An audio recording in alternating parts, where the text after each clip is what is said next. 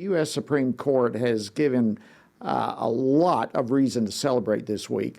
There have been some very high-profile cases related to abortion, religious liberty, parental rights, all of these. Some of these actually were decided just this morning.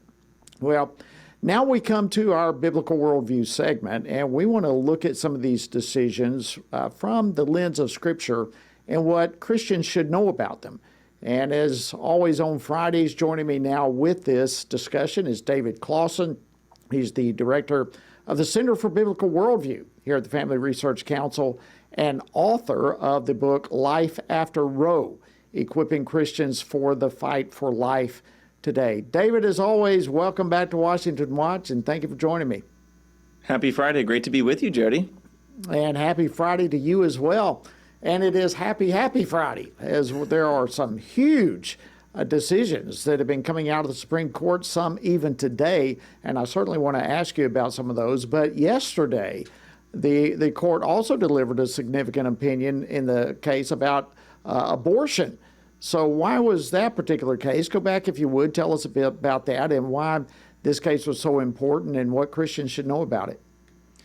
Yeah, Jody, so the case you're referring to is known as Medina versus Planned Parenthood South Atlantic. This case really, if you trace the origin of it, it goes back to 2018 when Governor McMaster of South Carolina issued an executive order basically disqualifying Planned Parenthood from being able to participate in Medicaid. And in that decision, he cited the fact that Planned Parenthood provides abortion services. And so not surprisingly, Planned Parenthood sued, and then you had some Medicaid recipients also join this lawsuit. And what they were alleging in the suit was that Medicaid's free choice of provider provision should allow them to be able to choose kind of the provider of choice that they want. What the Supreme Court found yesterday in a 6-3 decision, and it gets a little bit into the weeds with Medicaid, but they basically, the court decided that Medicaid patients do not have a right to sue a state if that state has denied access to their provider of choice. And so again, moving forward, this simply means that individuals can't challenge the state decision in court. What does all of this mean, though? What this means is that in South Carolina, Planned Parenthood is effectively, and as well as other abortion providers, cannot participate in the Medicaid program. And so, of course, this is just huge news because this means less dollars going towards the nation's largest provider of abortion. So is this something that is just going to impact South Carolina, or could this somehow affect abortion providers in other states as well?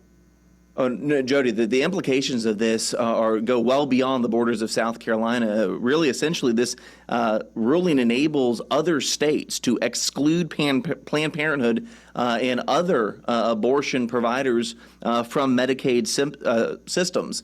And again, why is this significant? Well, let's just remember Planned Parenthood is the nation's largest provider of abortion. Just last, in the most recent year of reporting, Jody, we know that Planned Parenthood performed over 402,000 abortions. And one of their other large revenue streams is gender transition medical interventions. This would include on minors. And so again, Planned Parenthood is an anti-family, anti-life organization. And so now again, effectively states within their Medicaid programs can disqualify Planned Parenthood. And so I see this as a decision that will have implications well beyond South Carolina. And for that, I think Christians ought to be very grateful. Wow. Yeah, that is huge news. All right, let's try to switch gears. We've got other news coming out of the Supreme Court, one that we talked about just a few moments ago, the Mammud v. Taylor. This is the case that involves parents, religious parents, who want to opt their children out of public school lessons involving LGBT themes. And even President Trump himself weighed in on the decision and praised it. Play clip 5 for me. I think it's a great ruling for parents. It's really a ruling for parents. They lost control of the schools. They lost control of their child. And this is a tremendous victory for parents. And I'm not surprised by it, but I am surprised that it went this far. Wow. All right, Dave, so give me your response to this, the court's decision. And this is another big victory for religious families, isn't it? Well, my goodness, Jody, this decision in Mammud is a victory for the First Amendment. It's a victory for families. It's a victory for parents. And I would argue it's a victory for sanity. Again, the context of this is just not very far from the headquarters of the Family Research Council over in Montgomery County in Maryland. Just a couple of years ago, you had the board, the Board of Education, adopt what they called an LGBTQ plus inclusive curriculum for pre-kindergarten through fifth grade. You heard me right, pre-kindergarten through fifth grade, as part of their English language arts curriculum.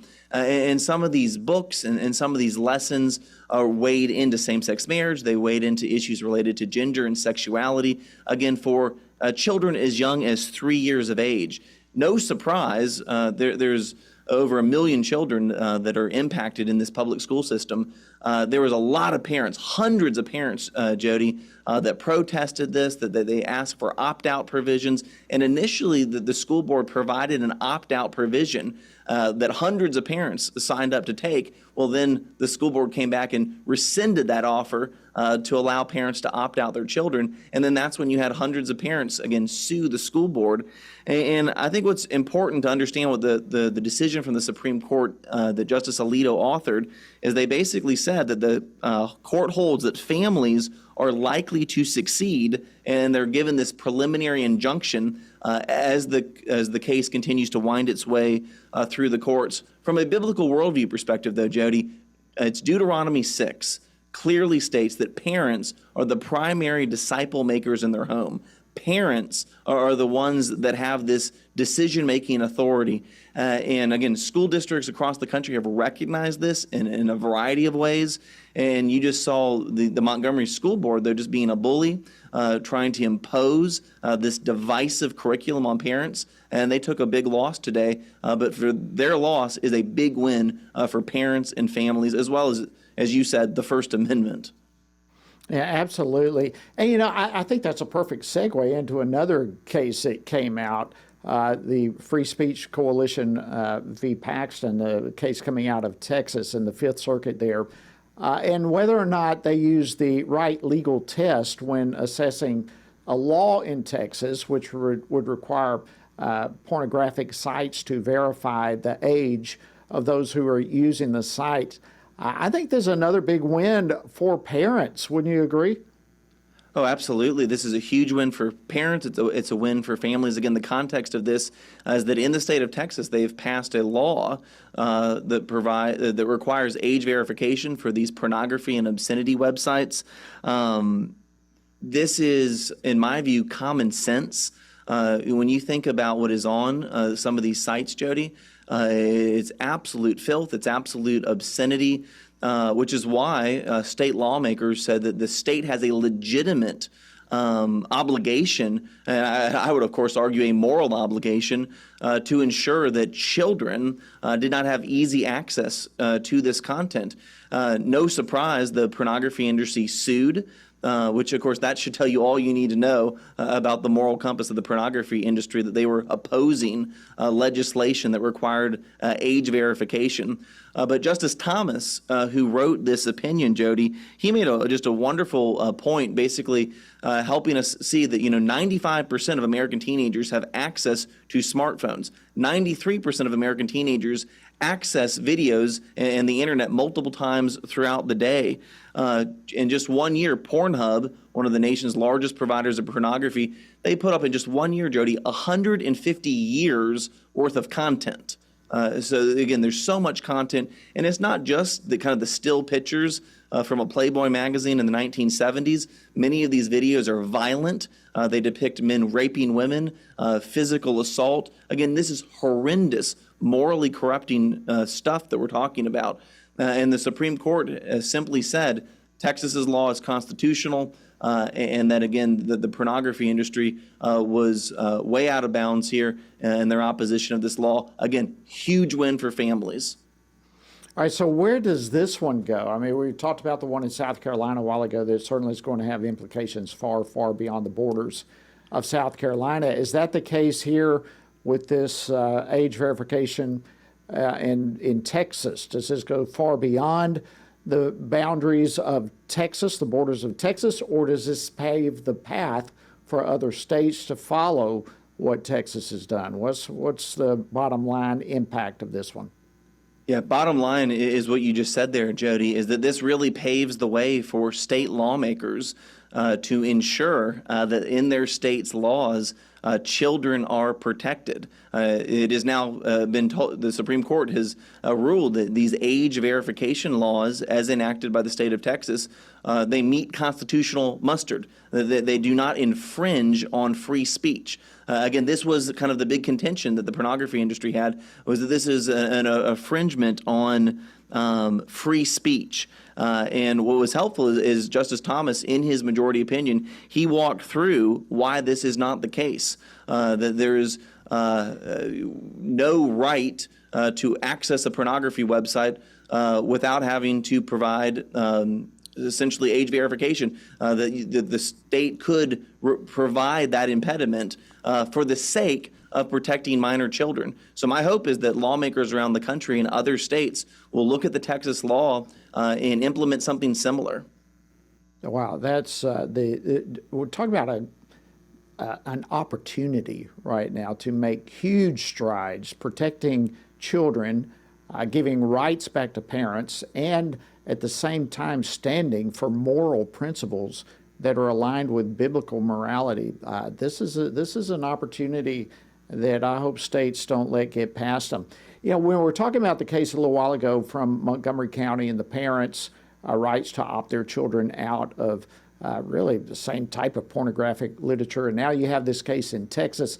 In Montgomery County, there were hosts, as you referred to, just tons of parents coming on board, hundreds and hundreds of parents from a variety of religious backgrounds standing up for the rights of their children and their rights as parents. What brought all this in Texas? Was it a similar thing, or was it just the AG in Texas got upset about this? What is there a movement, in other words, that we're seeing begin to take place across the country where parents and others are standing up for that which is right and what used to be just mere common sense?